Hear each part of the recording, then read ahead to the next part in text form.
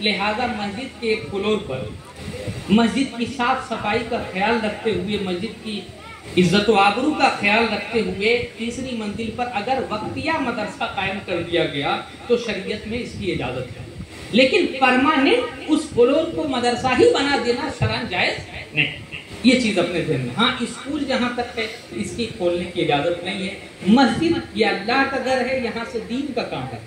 ہم مدرسہ اور اس میں جو کتابیں ہیں وہ بھی دینی ہیں، تو پھر اجازت ہے پڑھانے کی، لیکن اگر دنیاوی صرف چیزیں ہیں تو پھر اس کی اجازت شریعت میں نہیں۔ تو جو بھی رکھا جائے دینی اعتبار سے رکھا جائے، دین کو غالب رکھا جائے، پھر اس کے اعتبار سے مکاتب اور مدرسے چلائے جائیں، جیسے حافظ کی پڑھائی ہو سکتی ہے، ہمارے بچوں کو قرآن نہیں آتا ہے ان کے ناظرے کی پڑھائی ہو سکتی ہے، عالم کی پڑھائی ہو سکتی ہے، تو یہ وقتیہ ہو سکتی ہے، عارضی طور پہ ہو سکتی ہے، اس میں کوئی شرعی قباحت نہیں ہے، لیکن شرط یہ ہے کہ مسجد کی عزت و آبرو کا بھی خیال رکھا جائے گا، صاف صفائی کا بھی خیال رکھا جائے گا۔ ایسا نہیں ہے کہ بچے آئے مسجد میں کسی نے پیشاب کر دیا،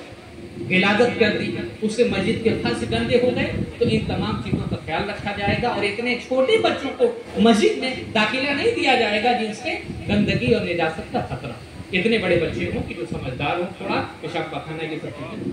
تو ان تمام چیزوں کا خیال رکھے مسجد میں۔ انشاءاللہ میں گزارش کروں گا کہ شہر میں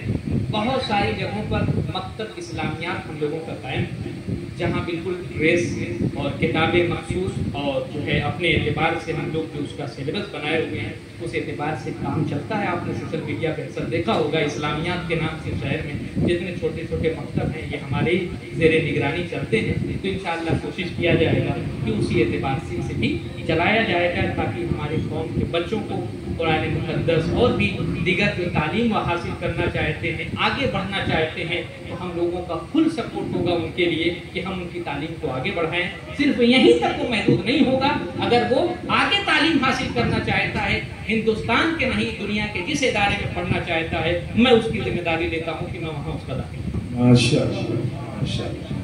باہر کر۔ یہ ہو گئی پہلی بات۔ اب دوسری بات مجھے جو کرنی ہے وہ یہ ہے کہ اس مسجد کا نام نوری مسجد، لیکن شروع سے میں چھوٹا تھا تب بھی نوری مسجد کا نام سنا، کیونکہ میں آپ ہی کے شہر کا ہوں، میں کہیں باہر کا نہیں،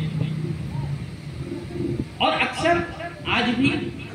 اس مسجد کو ایک مرکزی حیثیت حاصل ہے۔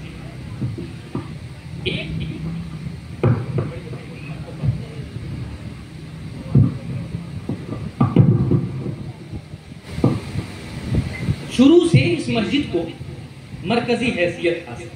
آپ سب کو معلوم ہوگا کہ رمضان المبارک کا چاند، عید کا چاند، بقرعید کا، محرم کا، جو بھی اس طرح کے چاند ہیں جن میں ہمارا کوئی بڑا تہوار ہے، تو ہم لوگ نوری مسجد